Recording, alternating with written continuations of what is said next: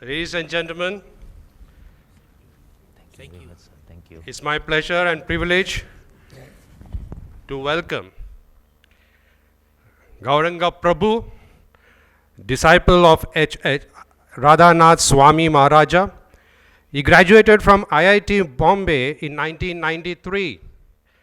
His interest in Krishna Consciousness dawned during his college days, and he moved in as a full-time preacher at ISKCON Chowpatty. Besides conducting Bhagavad Gita seminars in all prominent engineering colleges, medical colleges, and management institutes, he also counsels on stress management in several cooperative organizations for senior level managers. Of course, you have seen him in the popular Atma, a daily spiritual discourse on Star TV. He has the timeless message of Gita to millions of people in India and abroad. So, ladies and gentlemen, put your hands together as we illiteracy, welcome the malnutrition, Swamiji himself. and lack of infrastructure. This is the story of Wada, one of India's most backward tribal areas. However, since 2010, ecotourism has become a lifeline for this region. Govardhan Eco Village's sustainable development model, which is based on harmony with the self, the environment, and the divine, has helped employ over 300 tribal families. More than 60,000 tribals have been provided free medical care. मोतीबिंदूचं operation झालं मला आता चांगलं दिसतं. 30,000 free meals are provided to school children every day. मुलं स्वतःहून शाळेत यायला तयार होतात. Over 60 borewells have been installed. पाण्याच्या सर्व अडचणी दूर झाल्या. More than 300 families received training in organic farming. आता पैसे येतात आणि बचत पण होते. Govardhan Eco Village has transformed the lives of the most deprived communities in the world. Thank you very much. Thank you. Yeah, thank you. So I really feel honored and express my gratitude to the organizers for giving me an opportunity. And you may be a little surprised to see a different profile for this kind of an event. But my story began in IIT Mumbai when I was in my probably 4th year, where one of my very close friends, he attempted to commit suicide. And of course the suicide attempt failed because the rope from which he was hanging, that broke, you know, and like it happens. We plan something, and all of you are experts in project management. You know how it is in projects. So one of my other friends had this project of committing suicide by lying on the railway track, and the train was late by 6 hours. He got bored. So I asked my friend, "What's your problem? You're doing everything in life." He said, "I'm always used to getting gold medal, and in this exam I got the silver medal. I can't deal with it." And then in the same college, same batch, same time, 4 of my other friends, they had failed in 4 subjects, and they were moving around the campus blissfully, blessing everyone. I was totally shocked. I asked them, "Arey, sharam nahi aati? You have failed in so many subjects, still you are, moving around blissfully." They said, "Our philosophy is very simple. College में घुसना अपना काम है, निकालना college का काम है."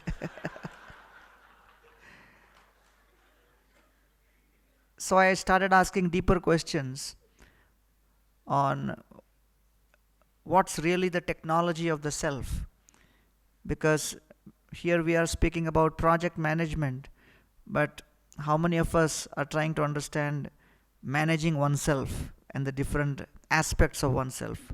Like just last week, between Sunday and Thursday, I gave 2 talks, one at the Ashray and the other at the Ishray, which is like the Indian Society for Heating, Refrigeration and Air Conditioning Engineers.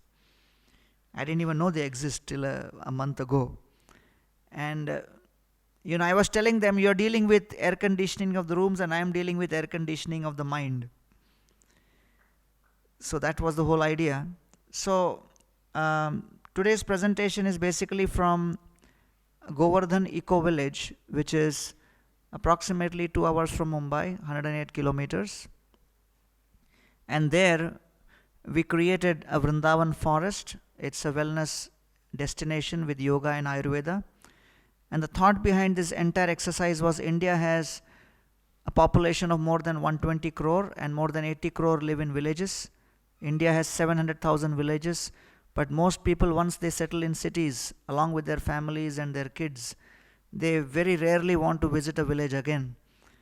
And therefore, if India has to develop, then there must be something which should recreate in the village. And so we thought, unless something is of relevance for a person from the city, he will not go to a village. And therefore we thought, okay, what's there in a city and what's there in a village? What's not there in a city and what's not there in a village? And let's combine and see we can match the relevance. So we figured out the city has prosperity, but it has tons of anxiety. The village has poverty, but it has peace and the right ecosystem and ambience for retreat and getaway. So we thought, okay, in a cluster of 20 villages, let us create a wellness destination with Ayurveda, yoga, cultural exposure, and preserving ancient tradition, so that people come there, get rejuvenated, and then they want to participate in rural development programs which we are holding. And then they come and contribute their intelligence, their energy, their time, their contacts, corporate social responsibility, whatever it may be. And in this way, when government, NGOs and corporates come together along with individuals, then the transformation of this country can happen faster, especially in the rural sector. And so with that perspective, in Galtare village in Wada Taluka, in 100 acres, we decided to create a wellness destination with a very strong, powerful cultural theme. And as you know, Vrindavan forest is basically from the Vrindavan in Mathura. So we tried to create a 10-acre replica of that as part of a 100-acre project, which has many other features. And those features I'll show in the end in the form of a short video. But this is just a story because the theme is project management. So I'll just share with you some of the struggles and the challenges which NGOs face. I mean, I'm from IIT, my track would have been a different one. But when you come into an NGO and you come into a voluntary organization, then the biggest advantage is you get exposed to all categories of people at all levels, because you're dealing with Swayam Sevaks. And therefore, you do not have the luxury of controlling things to the same degree like you would in any other controlled environment. So basically this is what the Vrindavan forest at the Govardhan Eco Village looks like. And our core principle is harmony with the self, harmony with environment, and harmony with the divine. And this has been our age-old message from our tradition. But as you know, that more important than the message is how is the message communicated. And over a period of time, we have found that if things are not communicated properly, they get misinterpreted and people do not see the relevance anymore. Like a cola company, a cold drink company, they decided to start marketing in Middle East. And their marketing manager did a huge campaign, and they had 3 basic photos in that advertising campaign. The first photo shows this guy sitting on a camel, the sun beating on his head. He's completely bewildered. He's exhausted. There is a completely exhausted expression on his face, and he doesn't know what to do. The next photo shows that he gets hold of a cola, that same cola, and he starts drinking it. And the third photo shows there is a blissful smile on his face. They expected the sales to increase. It did not. And they realized why. Because in Middle East, Arabic is read right to left, not left to right. So people were seeing that ad right to left. The guy is blissful, gets the cola, becomes distressed. It goes the other way. So therefore, it's very important for us to understand that communication in the right way, in the right context is important.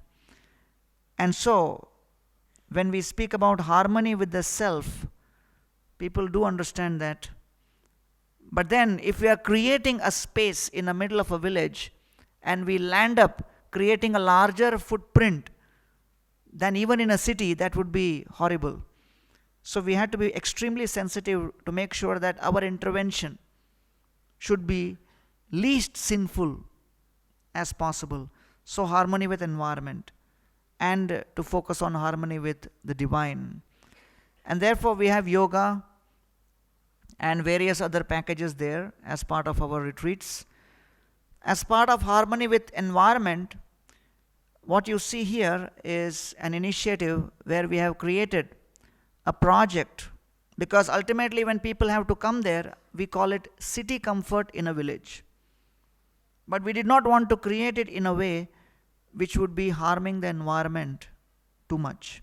So food, water, energy and waste. So we have organic farming, we have water, resources, harvesting. We began with a hydrogeological survey.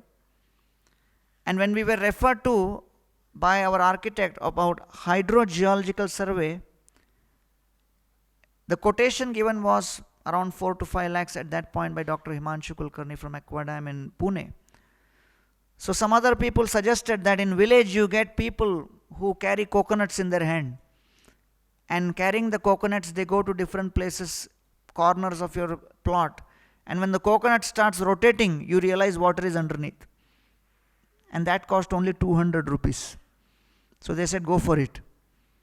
So there was a big debate within us, and finally we are glad that we went for hydrogeological survey that revealed where the rainwater harvesting tank would be, where the aquifer recharge tank would be, where all the various borewells could be. So before understanding the way water behaves in your property, you cannot actually develop a property. And then the other big challenge was, okay, water is there, but what about waste? That is the least considered phenomena in a village especially. And when we speak about waste, people think it's just, useless. But this waste, if not properly processed, will pollute. So therefore we created soil biotechnology plant, and through the soil biotechnology plant we are able to recover, and that SBT plant is nothing but hardened murambit, geophagous earthworms, soil bacteria, bioreactors, and all of that green technology helps in processing more than 1 crore liter of sewage, black and grey water every year for irrigation in our plants. So that has been put in place. So food, water, energy and waste we put in consideration while creating this. So these are some of the images of where the worship is conducted and how the Yamuna has been recreated, things like that. So I'll come back to the journey, and the journey is we wanted to establish the vision and the purpose, getting the team together, setting the roles, goals and timelines, execution, and ultimately I'll just share with you some of what the appreciations we have received so far. So one of the biggest challenges is to establish the spectrum of leadership, and the 5 levels of focus are, first of all, the project must have a vision. Without the vision you go nowhere, and so the vision is extremely important, and based on the vision you actually do the proper planning. In life I realized that many people just don't have the right vision or purpose of why they are doing a certain thing, and many times the vision is simply that I must outdo and defeat the other person and go ahead of that other person, and people don't really have an actual goal. Like there is this famous 5-star hotel in Mumbai called Hotel President. People go and pay a lot to actually eat there, dine there. But right outside Hotel President, there was this thelawala on a hand cart, and he started selling vada pav, and he called it Hotel Vice President. And his marketing pitch was, if you can't afford the president, come to vice president. One of my friends went to a conference. He got a business card from somebody. He was shocked to see the business card. It was written PhD BF qualification. So he said, what is this? He said, oh, this is PhD but fail. He said, I've never seen a, business card like this. So he said, well, my dad wanted me to be PhD because there were so many PhDs in my family. My brother was a PhD, my cousin was a PhD, my sister was a PhD. He said, hey, how can you not be a PhD? So I tried. I failed. But I wanted to attend conference, so people would always look at me suspiciously. How is a non-PhD, what is a non-PhD doing here? Is a gate crasher? So I added BF, to be honest. But most people think that BF is a qualification beyond PhD. So is it not a fact that many times we just embark on a journey without having the right purpose, the right vision, and we just go ahead thinking that, okay, things will be resolved. And many projects land in trouble because it begins without the proper vision. Then, okay, if you have the vision, the team has the vision, the group has the vision, okay, let's involve in some detailed planning. And as they say, the devil is in the details. So then you get into the details, but don't think that, and as all of you have experienced, that in spite of all the vision, planning and detail, still there will be problem. So when the problem comes, that's the test of the strength of the robustness of the leadership. And if the leadership is not strong and so many voices start in and it becomes a murmur and that becomes a groan and that becomes a huge tornado and tsunami of criticism and the leadership doesn't know what to do with it, then they land up into the fifth element, drama. And I'm sure all of you have attended several meetings where everything begins in a very polite manner and it ends in drama. How many of you have experience of such meetings? Right? And the drama is filled with so many emotions that the latest Bollywood release blockbuster that pales in insignificance compared to the drama you're experiencing live. So therefore it becomes the duty and the responsibility of the leadership to take this entire episode back to study why the problem happened. Is the problem because the vision was not proper? Did the problem happen because there was some mistake in the planning? Or did the problem occur because there was some mistake in the detail? It's a very simple 5 levels of focus, but it goes a long way to help us understand what is what. And therefore, we should appreciate that many times if we do something without the right vision, we will land up in drama. Like when I joined way back in 1993, I joined as a monk. That time one more gentleman also joined with me. A very huge 6.5 foot tall person, was a wrestler. And then, they sent him to the kitchen to work with me, serve with me. We are all sevaks, so we serve in various capacities. So I was in the kitchen at that time. I was very happy to see a well-built, wrestler kind of a guy in the kitchen because we had to make atta. So I would pour water and tell him, okay, you do your kushti on this. So after 1 week, he came up to me and said, Arey, I came and joined this place not to make chapatis. I came here to actually be a speaker and a preacher and this and that. You guys don't understand my value. I said, that's fine, but we have to begin by doing whatever we are told to do as a sevak. He says, oh, what is this? I can't deal with this. I have come for some other purpose and you have put me in something else. Chapati banane nahi aaya. And then he left after 10 days. 10 years later, he met me. And he came up to me and said, I got married. And after my marriage, my wife got back pain. Every day I am making chapati at home. So he realized that, okay, if we react and create a drama before trying to understand where the problem is and what the cause of the problem is, sometimes we may abandon something which could actually have been fructified into something amazing and wonderful. So a fair degree of patience and common sense is required. So this is just specifically about the Vrindavan forest which we created, where our founder of ISKCON in 1968 at a place in West Virginia near Moundsville, near Pittsburgh, he wanted to create a replica of Vrindavan, and he said, if America has New York, so why can't it have New Vrindavan? So he wanted to create New Vrindavan, a replica of the 7 temples there. And so we realized that, okay, somehow due to various reasons that could not develop there. So the mentor here, Radhanath Swami, he wanted to create something here which is similar.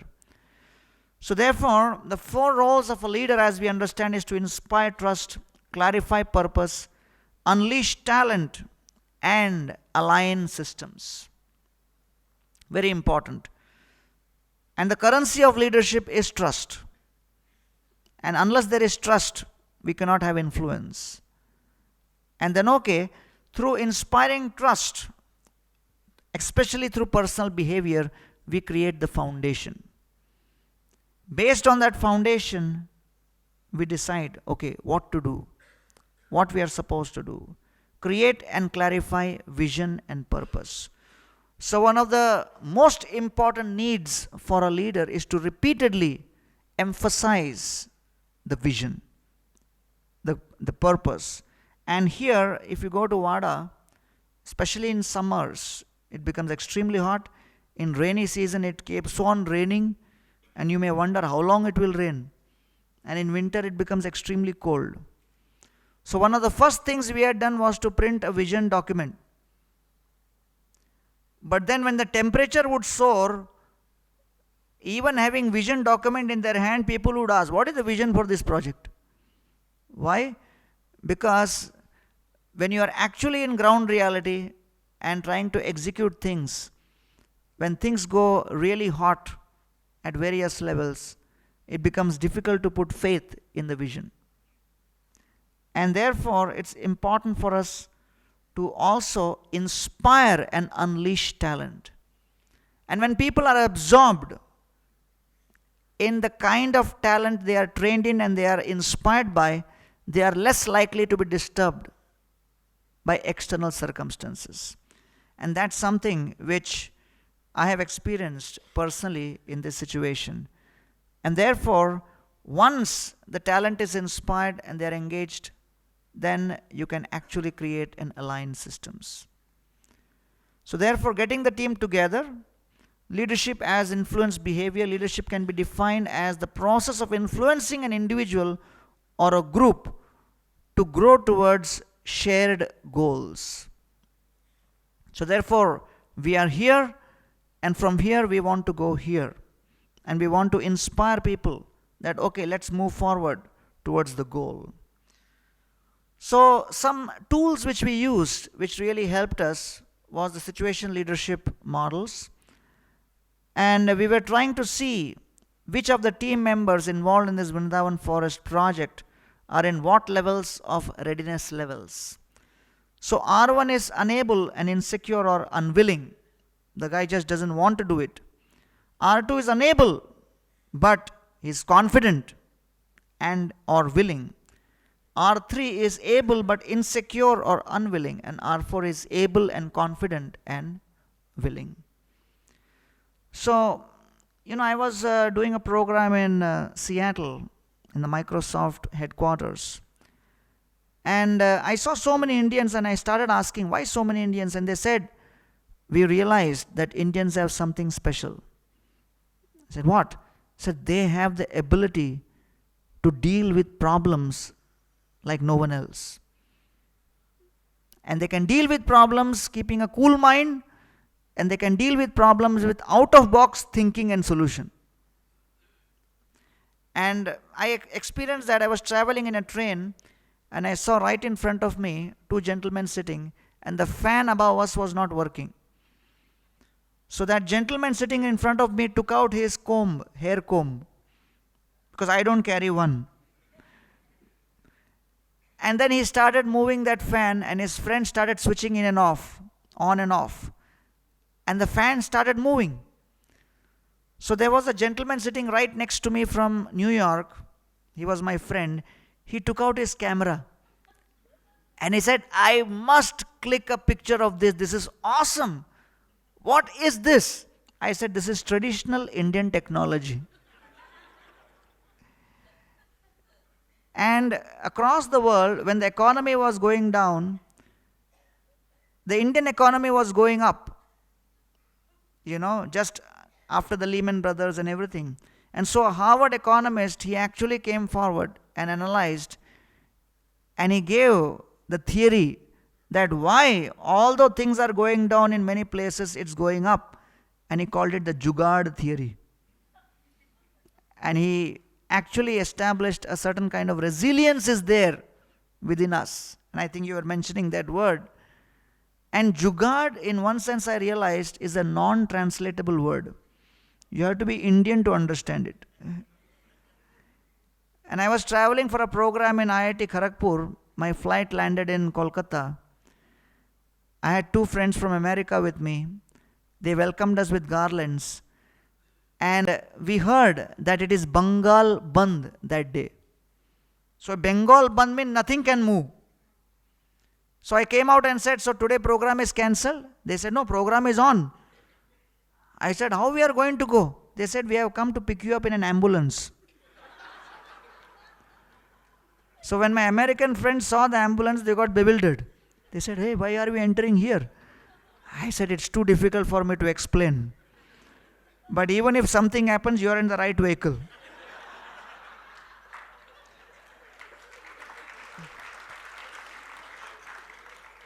So as we were moving, people were stopping us now and then, and suddenly at one point, one guy stopped and said, I want to see who's behind. Something is fishy. I said, okay, go and see. So he looked behind. My 2 friends, after taking breakfast with garlands around their neck, were sleeping peacefully. The guy said, Inki Atma ko shanti mile. And we reached within 3 hours. Right? So, many times we find that in teams, there may be people whom we may underestimate. And we may feel that, arey, isse kya hone wala hai? But many times in situations we have realized that more important than ability is the attitude. And therefore, in this team also, when we were putting the team together, we found that more than the skill was people who were actually willing to do it. More than the skill, the will became important. And so, it's extremely important for us to appreciate this point. And in fact, some of the lead people in this project were actually coming from medical background. They were doctors, but then, they got an idea of it. And so, based on the performance readiness levels, we had what is known as the voice finder tool. And the voice finder tool is a very simple thing where you give a set of questions and try to hear. They ask each other questions and come up with what's there as far as their needs are concerned. And some sample voices, because as a team leader, I thought, okay, everything is taken care. And there are things which do not come out even in team meetings. So the voice finder tool helps. And they said, okay, more professional guidance is needed. Daily team meeting should be conducted. Coordinator and team should do some spiritual activity together.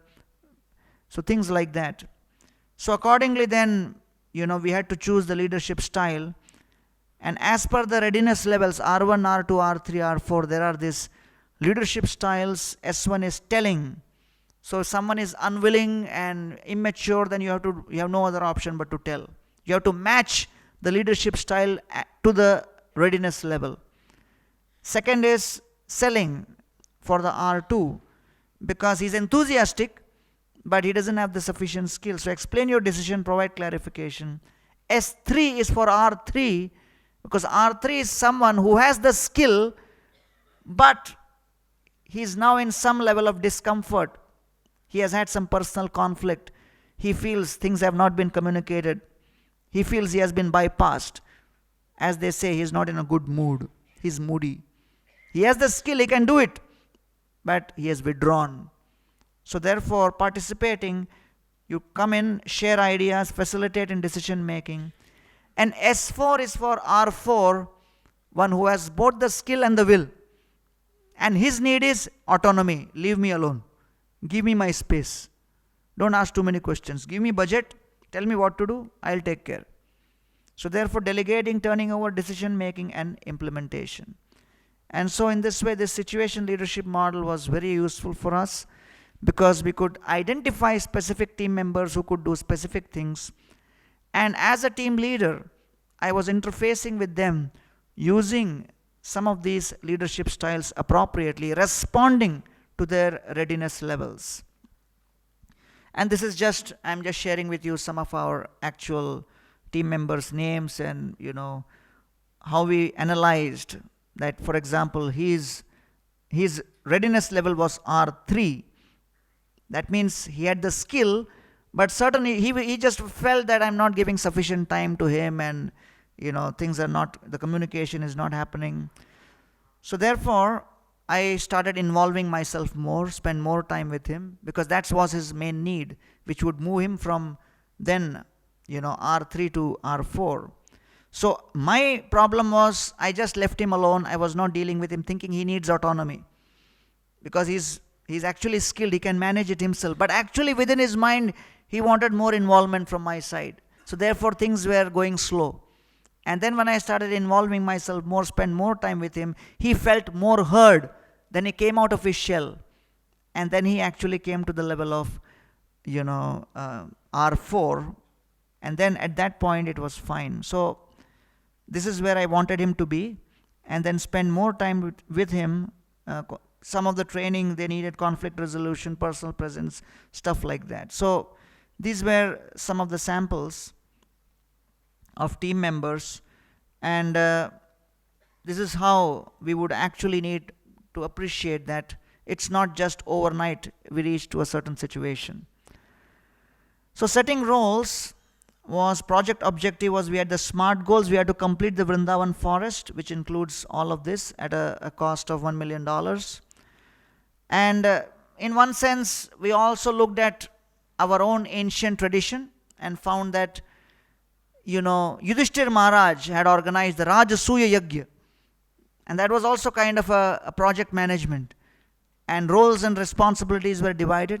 And Ramchandra built a bridge over the ocean, and that was also kind of a project management, and details are there in Ramayana how roles and responsibilities were delegated amongst different members. So some kind of Shastric backup we also had. And then we, of course, for inspiration we took that, but at the practical level, we had the work breakdown structure, we had landscaping to do, we had the temple constructions to do, we had diorama making, we had irrigation electric work, and Yamuna to be designed, and all of that to recreate the feel of Vrindavan. And the biggest challenge was that Vrindavan replica, means those who have been to the original Vrindavan, if they come to our 10-acre plot and ask, what is this? That would be the biggest embarrassment. Because you are trying to recreate, so as soon as they come, they should say, wow, this looks like Vrindavan. So it was not so easy. So we had a group of people who actually went to Vrindavan, and to take the measurement of the temples, they had this, laser equipment with them, took the measurements, came back. Also, some of the big temples measurement happened way back in 1997. We had an architecture student whose college approached the Archaeological Survey of India.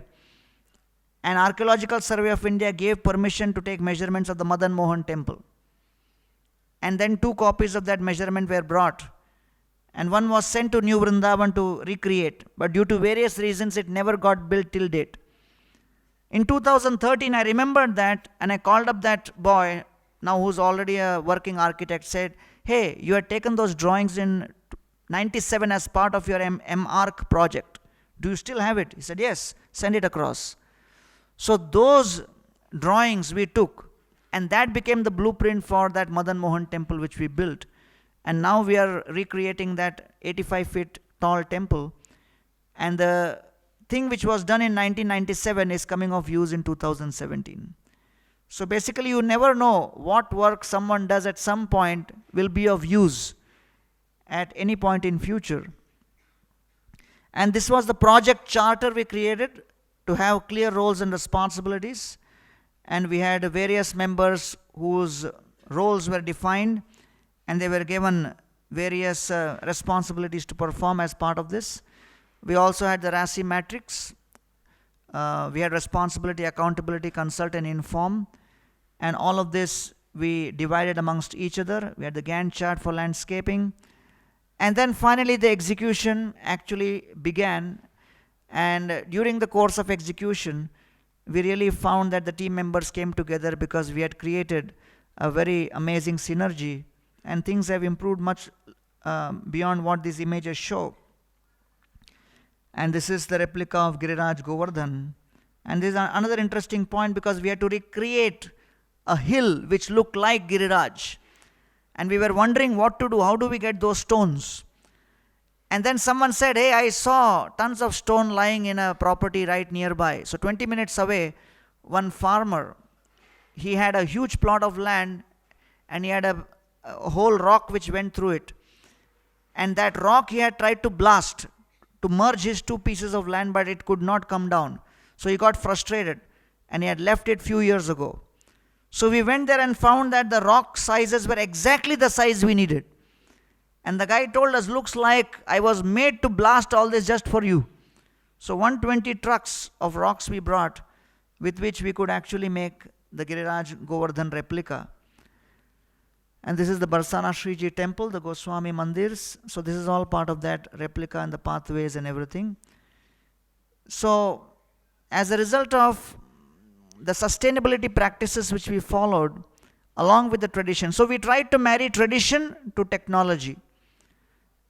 So therefore, as we did that, thanks to the sustainability practices, this year in January in Madrid, we got the United Nations World Tourism Organization Award, which India has received twice in the past before. One Kerala tourism got in the government category, and in UP there is one doctor in tourism who got this, and the third is Govardhan Eco Village got in the category of NGO.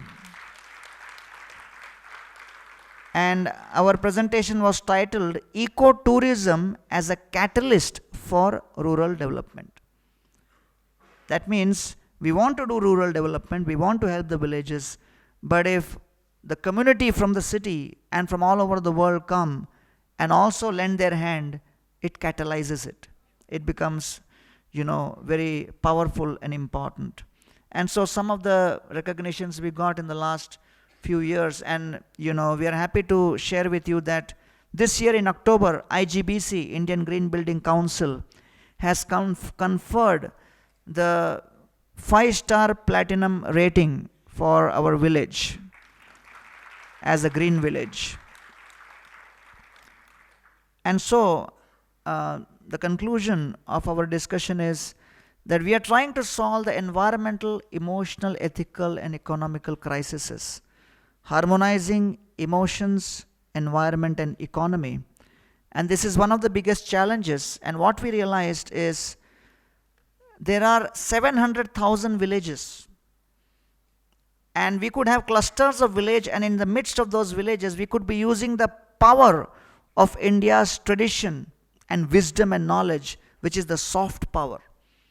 And we have hardly even recognized the influence of that soft power, what to speak of utilizing it for the benefit of those within our country and for those outside. And therefore, this acts as a platform for that.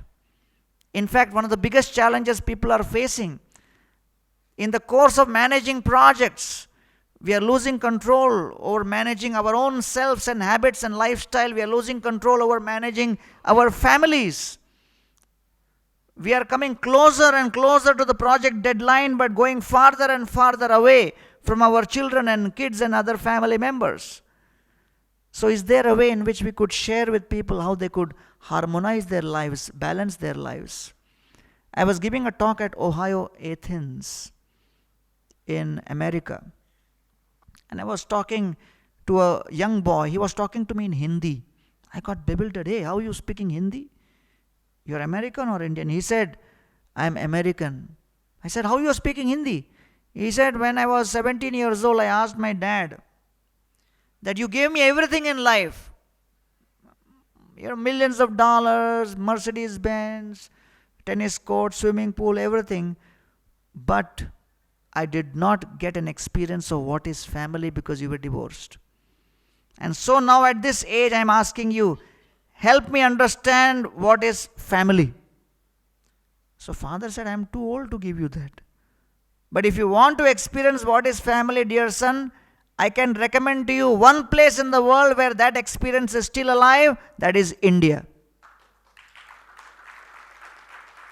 So he took the next flight, came to Varanasi, and he approached one family and said to them, I want to get the direct experience of family, of sitting with brothers and sisters and family members, eating food together, sharing the joys and the sorrows.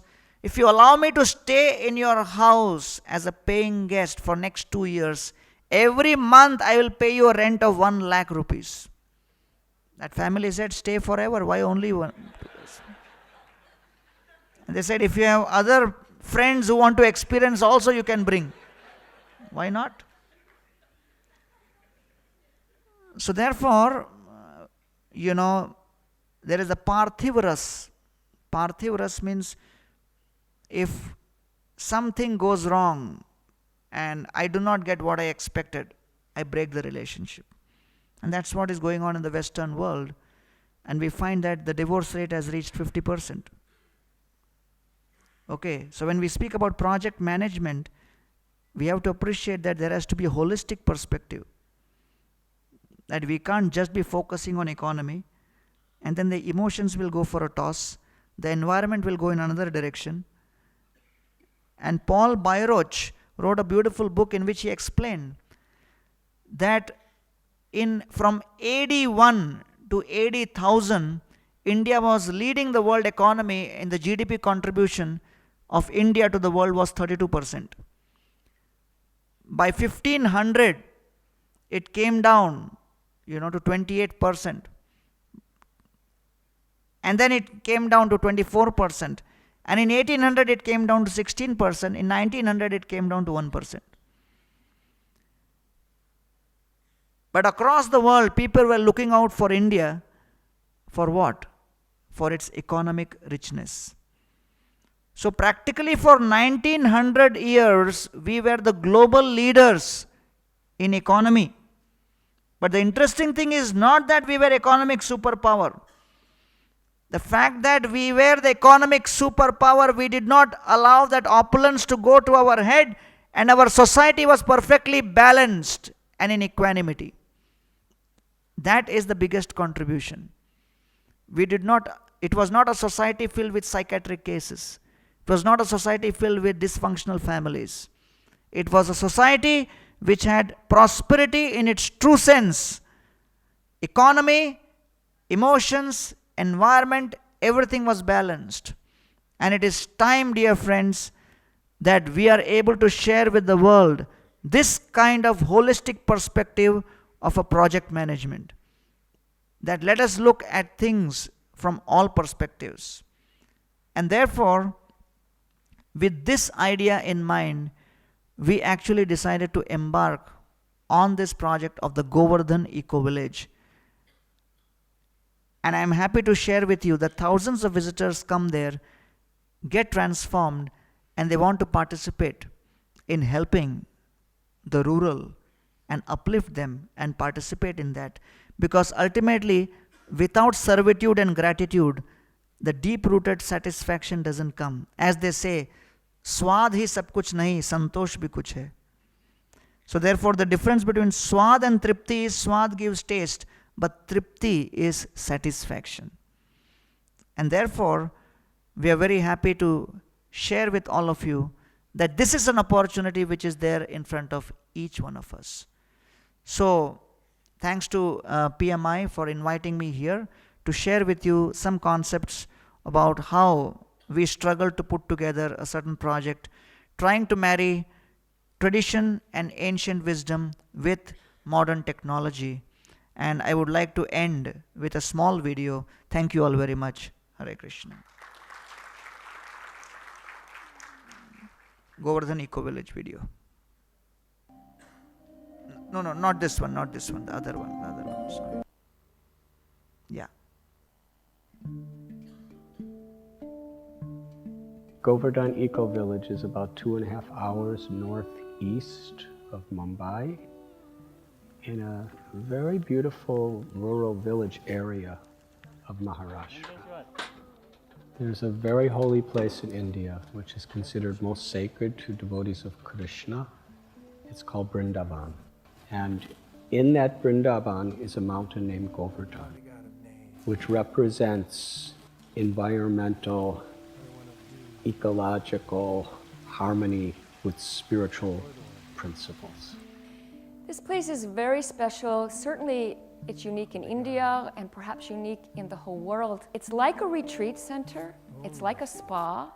It's like an ashram. It's a place that's designed as an experiment to merge environmentalism, animal rights, and bhakti, spirituality, together, and it's working.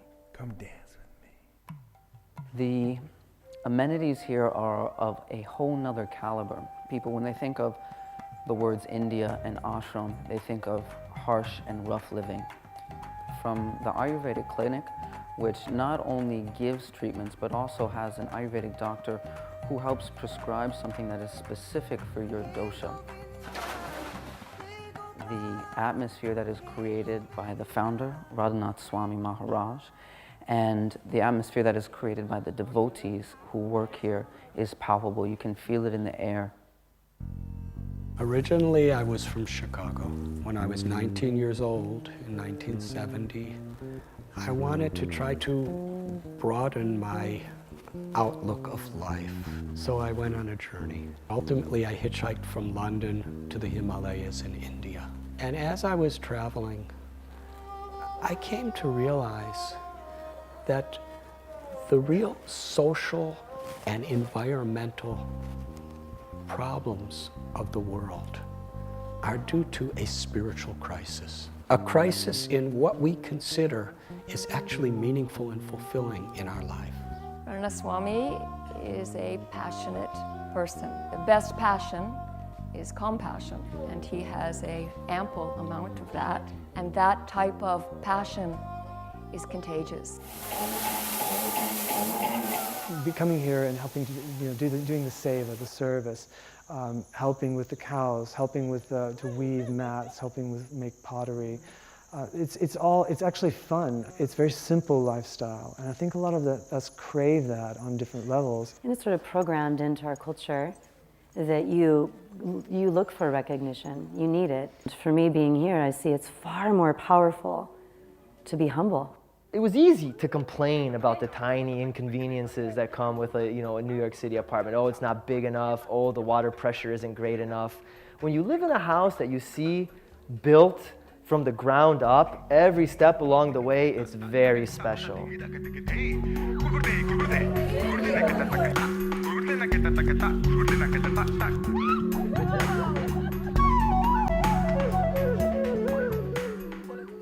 When people come here, we're trying to inspire an educational, experiential alternative of a fulfilling, meaningful, sustainable, healthy life. Apart from these jasmine flowers which you're seeing, he grows a lot of these ladyfingers, okra. Yeah. So we network with all these farmers so that we purchase them in our kitchen and use them. Can we get this to the kitchen? We can give them to the, And the inspiration of this project, Srila Prabhupada, he called this transformation simple living and high thinking. We get 3,000 millimeters of rain annually. So the rainwater hits against those mountains, the Sahyadri mountain ranges, and flows down and collects here. And it is sufficient water for us to irrigate our fields for up to 6 to 7 months every year. The majority of India's population, which is 1.2 billion, lives in the villages. So one of the very important requirements to develop a village is how can water be conserved. The process begins here. As you can see, the raw sewage is falling and there are some screens. The first chamber is called screen chamber, where we are trying to separate floating solids. This is the raw water where we began, and this is the treated water.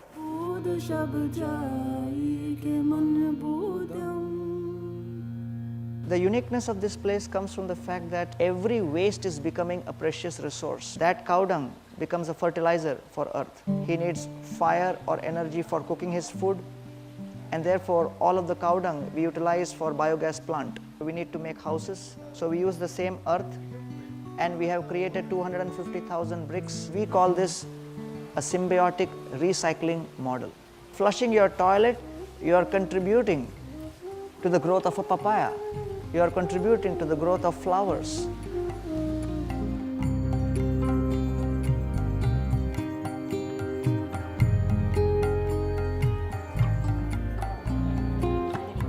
One of the greatest management gurus says that the greatest management challenge of the 21st century is managing oneself.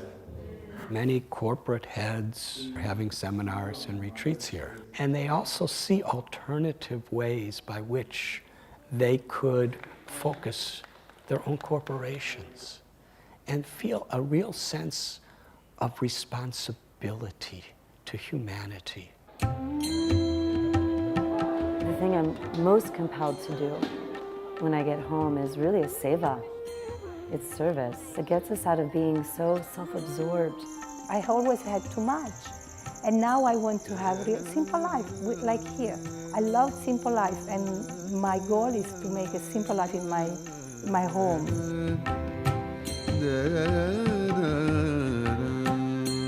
And if we just refocus our energies with these values, we could transform the world. Every step that I take, a dance for you, a dance for you. Whoa,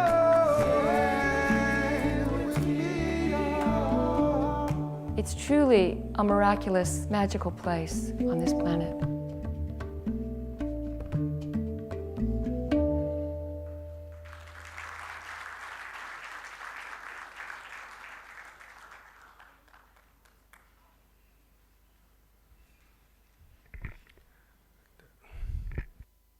Thank you very much, Swamiji. Can you please come here? Due to the paucity of time, we won't be able to take any questions. And Swamiji, thank you very much. Great. Can you put your hands together once more? Where is Mr. D.Y. Pathak, sir? Can we have Mr. D.Y. Pathak on behalf of PMI Mumbai to do the honors and felicitate him on behalf of the chapter?